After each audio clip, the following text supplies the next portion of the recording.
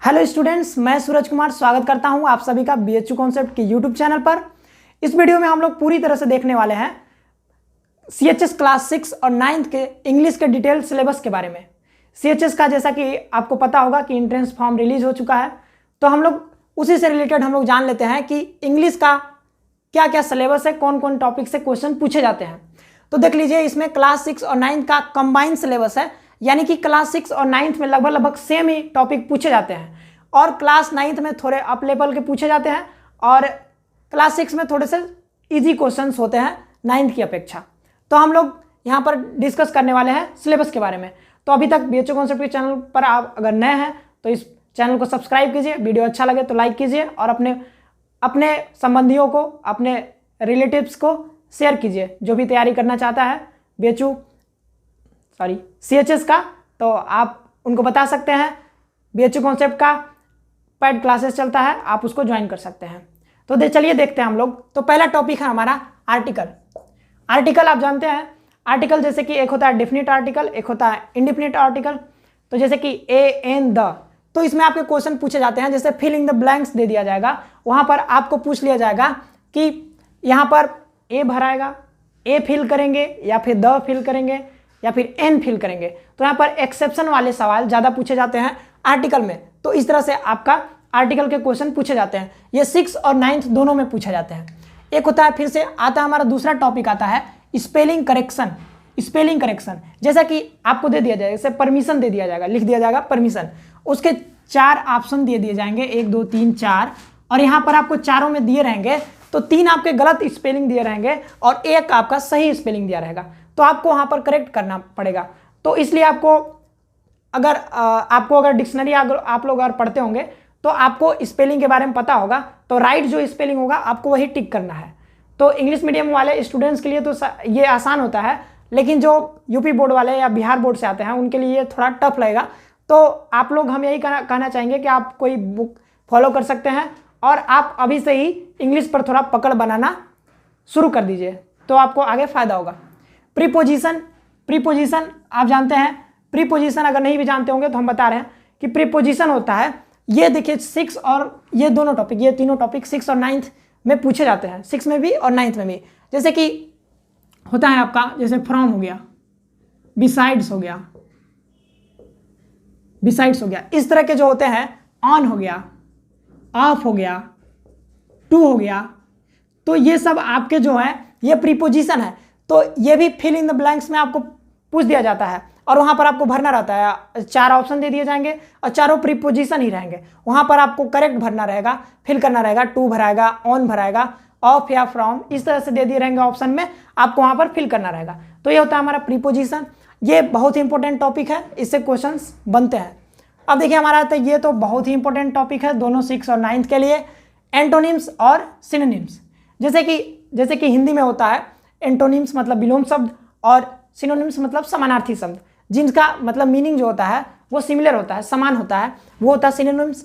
और जिसका मीनिंग जो होता है उल्टा होता है तो उसको हम बोलते हैं एंटोनिम्स। जैसे कि सवाल में पूछ दिया जाएगा कि ये फ्रेजिल का क्या होगा, फ्रेजिल का विलोम क्या होगा, यानी कि एंटोनिम्स क्या होगा।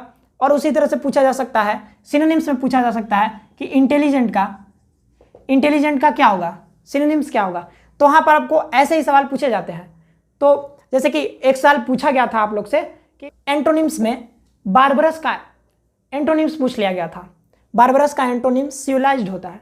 तो वहां पर इसी तरह से आपको तैयार करने होंगे। जैसे कि अब इसका कोई फिक्स नहीं है कि कहाँ से आएंगे, फिर भी कुछ होते हैं जो कि मतलब पता चलता है हमको कि यहाँ से आ सकता है, तो हम वैसे टॉपिक को पढ़ लेते हैं जो कि थोड़ा रहता है, लगता है कि हाँ ये आ सकता है। तो या फिर प्रीवियस ईयर को देख करके पता लगता है कि हाँ ये आ सकता है, तो हम वैसे टॉपिक को पढ़ते हैं। तो आप अभी से ही सिनोनिम्स और एंटोनिम्स की तैयारी करना शुरू कर दीजिए। आप किसी बुक को फॉलो करिए और उसमें से याद करिए, ठीक है। अब चलते हैं, देखिए फिगर ऑफ स्पीच।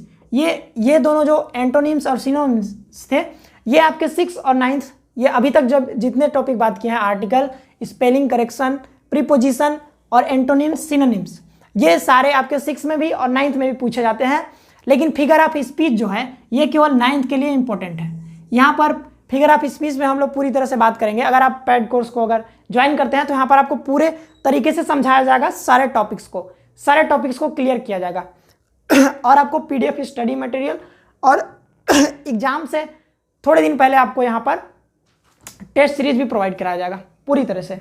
तो फिगर ऑफ स्पीच में जैसे होता है सिमिली होता है, जैसे आप हिंदी में पढ़ते हैं अलंकार पढ़ते हैं, उसी तरह से इंग्लिश में फिगर ऑफ स्पीच होता है। तो सिमिली होता है, मेटाफर होता है, ऑक्सीमोरन होता है, हाइपरबोले होता है। तो इस तरह से हम लोग यहाँ पर फिगर ऑफ स्पीच की भी चर्चा करेंगे। अब देखते हैं हम 7वां टॉपिक हमारा part of speech. Part of speech 6 और 9 दोनों के लिए इंपॉर्टेंट है। तो पार्ट ऑफ स्पीच में हमारा noun, pronoun, verb, adverb, conjunction, interjection, ये सब चीज़ें आते हैं और हम लोग इसके बारे में चर्चा करेंगे। सिंगुलर एंड प्लूरल ये भी दोनों के लिए इंपॉर्टेंट है, एक वचन और बहुवचन, तो ये भी 6 और 9 दोनों में पूछे जाते हैं। उसी तरह से हमारा टेंस है, टेंस भी इंपॉर्टेंट टॉपिक है।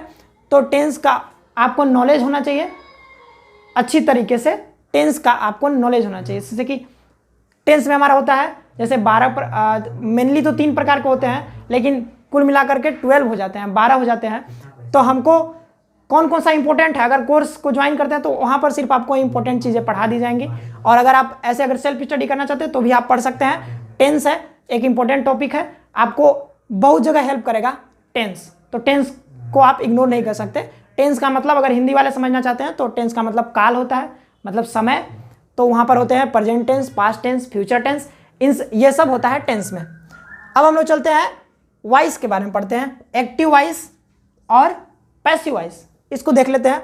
तो एक्टिव वॉइस और पैसिव वॉइस भी होता है जो कि 9th वालों के लिए बहुत इंपॉर्टेंट है। कभी कभी 6 में भी क्वेश्चन पूछ लिए जाते हैं, लेकिन 9th वालों के लिए बेहद ही इंपॉर्टेंट है। एक्टिव और पैसिव वॉइस दे दिया जाएगा आपको, एक्टिव वॉइस का कोई दे दिया जाएगा, एक सेंटेंस दे दिया जाएगा, उसको आपको पैसिव वॉइस में चेंज करना पड़ेगा। तो आपको यहाँ पर कॉन्सेप्ट चेंज होना चाहिए, पता होना चाहिए कि प्रेजेंट इंडेफिनिट को किस टेंस में चेंज करते हैं, फिर पास्ट इंडेफिनिट को किस टेंस में करते हैं चेंज। तो इस तरह के और फिर यहाँ पर बहुत सारे कॉन्सेप्ट हैं, तो आपको पूरी तरह से इसको पढ़ना पड़ेगा। 9th वालों के लिए पूरी तरीके से इसको जानने की आवश्यकता है। 6 वालों के लिए बेसिक लेवल का इसको अंडरस्टैंडिंग होनी चाहिए। अब हम चलते हैं 11वां टॉपिक है हमारा sentence and sentence correction. Sentence जैसे कि हमारा होता है इंपरेटिव सेंटेंस होता है, इंट्रोगेटिव सेंटेंस होता है, नेगेटिव सेंटेंस होता है, एक्सक्लामेटरी सेंटेंस होता है। तो ये कई तरह के टाइप हैं सेंटेंस के, हम उनके बारे में पढ़ेंगे। और सेंटेंस करेक्शन, तो सेंटेंस करेक्शन होता है जैसे कि आपको 4 सेंटेंसेस दे दिया जाएगा और वहाँ पर आपको पूछा जाएगा कि कौन सा सेंटेंस सही है, तो ये आपको वहाँ पर करेक्ट करना रहेगा। और फिर कभी कभी सेंटेंस दे दिया जाता है, उसमें फिल इन द ब्लैंक्स भी रहता है, तो आपको वहाँ पर भी टेंस के अनुसार भरना रहता है। तो वहाँ पर भी इस तरह से सेंटेंस करेक्शन हो सकता है कि मतलब क्वेश्चन में पूछा जाता है। और ये बहुत इंपॉर्टेंट टॉपिक है 6 और 9th दोनों के लिए। इडियम्स एंड फ्रेजेस, मतलब मुहावरे और लोकोक्ति, कहावतें होती है ना, उस तरह से इडियम्स एंड फ्रेजेस आते हैं। जैसे ह्यू एंड क्राई, ये हो जाता है, इडियम्स हो जाता है। तो आपको उसका अर्थ पता होना चाहिए। तो अगर हिंदी मीडियम वाला स्टूडेंट हैं तो आपको भी हिंदी में तो पता ही होना चाहिए, तभी आप इसको कर पाएंगे। तो आपको ये पूरी तरह से अभी से ही आप इसकी तैयारी करना शुरू कर दीजिए, क्योंकि इसमें से एक क्वेश्चन आना ही आना है। अब देखते हैं डिग्री ऑफ कंपैरिजन।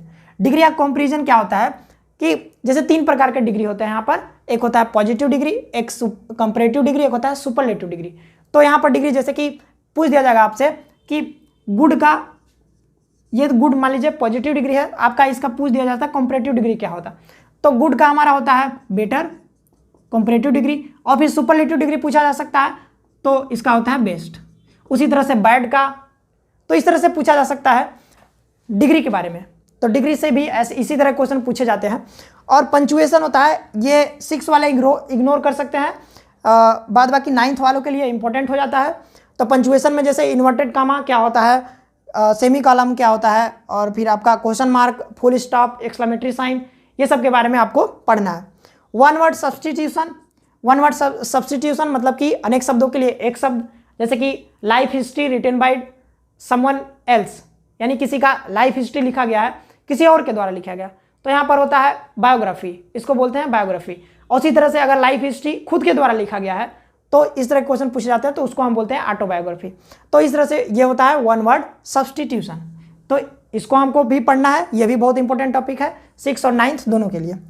अब हमारा 16वां टॉपिक आता है कन्वर्जन ऑफ सेंटेंस। अब देखिए जैसे कि हम लोगों ने पढ़ा था सेंटेंस, तो सेंटेंस में जो टॉपिक है हमारा सेंटेंस, उसके कई टाइप्स होते हैं। अब उसी टाइप्स में से जैसे कि मान लीजिए आपको इंट्रोगेटिव सेंटेंस दे दिया जाए और फिर इसको चेंज करने के लिए बोल दिया जाएगा नेगेटिव सेंटेंस में, और जैसे इंपरेटिव सेंटेंस में बोला जा सकता है पॉजिटिव को नेगेटिव में चेंज करने के लिए बोला जा सकता है, तो वहाँ पर आपको ये कन्वर्जन आना चाहिए। और फिर आपका होता है फिर 17वां टॉपिक था डायरेक्ट एंड इनडायरेक्ट स्पीच यानी नरेशन। तो ये भी 6 में भी कभी कभी पूछा गया है और पूछा भी जा सकता है, लेकिन ये 9th वालों के लिए तो बहुत ही इंपॉर्टेंट है क्योंकि वहाँ पूछा जाता है। तो डायरेक्ट इनडायरेक्ट और एक्टिव पैसिव ये दोनों 9th वालों के लिए बहुत ही इंपॉर्टेंट है, 6 वाले के लिए इंपॉर्टेंट है लेकिन उतना नहीं है जितना 9th वालों के लिए है। तो 9th वाले इसको बिल्कुल अच्छे से प्रिपेयर करेंगे डायरेक्ट और इनडायरेक्ट स्पीच को। अब आता है हमारा 18वां टॉपिक होता है जेंडर। तो जेंडर आपका होता है जैसे फेमिनिन जेंडर और मास्कुलिन जेंडर, ये दो इंपॉर्टेंट होते हैं, 2 इंपॉर्टेंट जेंडर है। तो जैसे पूछा जाए कि वाइफ का जो है मास्कुलिन जेंडर क्या होगा, ठीक, तो वाइफ का क्या होगा, हस्बैंड होगा। तो इसी तरह से पूछा जाता है। तो यहाँ पर जैसे एक्टर का एक्ट्रेस हो जाता है। तो इस तरह से हमारा जेंडर होता है। तो ये जेंडर के बारे में पूछा जाता है। Animal and their cries and their young ones, यानी कि उनके बेबी के बारे में और वो किस तरह का आवाज़ निकालते हैं, ये यहाँ पर पूछा जाता है। 19वां टॉपिक में 6 और 9 दोनों के लिए इंपॉर्टेंट है। तो एनिमल, जैसे एनिमल होते हैं, जैसे काऊ होता है, तो काऊ के बच्चे जैसे काऊ के बच्चे को क्या कहते हैं, यंग वन को बोलते हैं काल्फ। उसी तरह से जैसे कैट हो गया, तो कैट किस तरह का आवाज़ निकलता है, जैसे बोलता है म्याऊ म्याऊ, ठीक है, तो म्यू, तो वो हमारा हो गया। जैसे कि लायन क्या करता है, रोर करता है, गरजता है। तो इस तरह का जो है हमारा क्राई और उनके बच्चों के बारे में जानना है, एनिमल के बारे में और उनके क्राइज के बारे में और उनके बेबीज के बारे में। जैसे कि डॉग का पप्पी होता है, उनके बच्चों का नाम क्या होता है, उनके बच्चे जो होते हैं उनको क्या बोलते हैं, पपीज बोलते हैं। तो ये हो गया। अब इसके बाद होता है हमारा वर्ब। तो वर्ब भी है एक इम्पोर्टेंट टॉपिक जो 6 वालों के लिए ज़्यादा इंपॉर्टेंट है। तो वर्ब जो होता है, वर्ब में देखिए कि जैसे क्रियाएं होती हैं, जैसे हम खेलना कूदना, ये सब क्या है, क्रिया है, बैठना उठना। तो जो क्रियाएं हैं इसके 3 फॉर्म होते हैं, जैसे कि एक और होता है ING फॉर्म। तो यहाँ पर 3 फॉर्म के बारे में जानेंगे। जैसे गुड हो गया, तो गुड का हो जाएगा, गुड का आपका सेकेंड फॉर्म हो जाएगा गुड का बेटर, बेस्ट। तो ये आपका थर्ड फॉर्म हो गया बेस्ट। नहीं गलत हो गया, यहाँ से काट दीजिएगा। तो जो वर्ब होता है उसके 3 फॉर्म होते हैं। तो इस तरह से हम लोग समझ सकते हैं वर्ब के बारे में। जैसे क्रियाएं, जैसे कि गो गया, क्या है, एक क्रिया है, मतलब जाना। तो गो का हो जाएगा गो का हो जाएगा गो, और सेकेंड फॉर्म क्या हो जाएगा वेंट, और थर्ड फॉर्म क्या हो जाएगा गान। तो इस तरह से कम, जो कम होता है उसका तीनों फॉर्म, जैसे कि वो एक्सेप्शन हो गया एक तरह से, मान लो कम का क्या होगा केम, और फिर आपको पूछ देगा थर्ड फॉर्म। तो थर्ड फॉर्म भी फर्स्ट फॉर्म और थर्ड फॉर्म दोनों एक समान होते हैं, मतलब सिमिलर होते हैं। जैसे कि कम का ये फर्स्ट फॉर्म हो गया, सेकेंड फॉर्म होता है केम, और थर्ड फॉर्म भी हो जाता है कम। तो ये तीनों क्या हो गया, जैसे कि ये तीनों नहीं, ये दोनों, यानी फर्स्ट फॉर्म और थर्ड फॉर्म, ये दोनों क्या है, सेम है। तो इस तरह से आपको पूछा जा सकता है, तो आप कंफ्यूज ना हो, इसलिए आपको ये जो तीनों फॉर्म है आपको पता होने चाहिए। तो ये वर्ब्स हो गए। और हमारा लास्ट जो बचता है वो हमारा होता है बुक्स एंड दियर राइटर्स। जैसे कि यहाँ पर कालिदास के जो है पूछे जाते हैं कि कालिदास जो राइटर हैं, तो उनके जो बुक्स है उनके बारे में पूछ लिया जाता है। शेक्सपियर जो बहुत इंपॉर्टेंट है उनके बारे में पूछ लिया जाता है। जैसे मैकबेथ किसने लिखा था, जूलियस सीजर के राइटर कौन है। तो ये सब होता है बुक्स और उनके राइटर के बारे में। R.K. नारायण के बुक के बारे में भी आ जाता है। तो इंडियन राइटर और फॉरेन राइटर दोनों के बारे में पूछा जाता है जो इंपॉर्टेंट होता है। तो इस तरह से ये था हमारा एक डिटेल एनालिसिस सिलेबस के बारे में, इंग्लिश के सिलेबस के बारे में, जो कि 6 और 9 दोनों के लिए इंपॉर्टेंट है। इसमें से आपका जो है एक टॉपिक फिगर ऑफ स्पीच, ये 6 वालों के लिए ज़्यादा इंपॉर्टेंट नहीं है, आप इसको इग्नोर कर सकते हैं। और भी एक चीज़ है जैसे एक्टिव एंड पैसिव वॉइस, ये आता है 6 में भी, लेकिन उतना नहीं आता है, 9 वालों के लिए ज़्यादा इंपॉर्टेंट है। और लगभग सारे टॉपिक्स जो है 6 और 9 दोनों में पूछे जाते हैं। तो आप बिल्कुल अच्छे से किसी बुक को फॉलो कीजिए और तैयारी कीजिए। और अगर आप यहाँ पर जुड़ते हैं, CHS का कोर्स लॉन्च हो चुका है, का जो पैड कोर्स है वो लॉन्च हो चुका है। तो अगर आप यहाँ पर जुड़ते हैं तो आपको कम मेहनत में बहुत अच्छा स्कोर कर सकते हैं। यहाँ पर आपको पूरी तरीके से अच्छे से समझा दिया जाएगा ये सारी टॉपिक्स। अगर आप हिंदी मीडियम से हैं तो भी आपको समझ में आ जाएगा, और अगर इंग्लिश मीडियम से है तो आपको कोई प्रॉब्लम नहीं होगी। तो इस तरह से ये था हमारा एक डिटेल्ड एनालिसिस इंग्लिश के सिलेबस के बारे में। तो मिलते हैं नेक्स्ट वीडियो में। खुश रहिए, पढ़ते रहिए, धन्यवाद।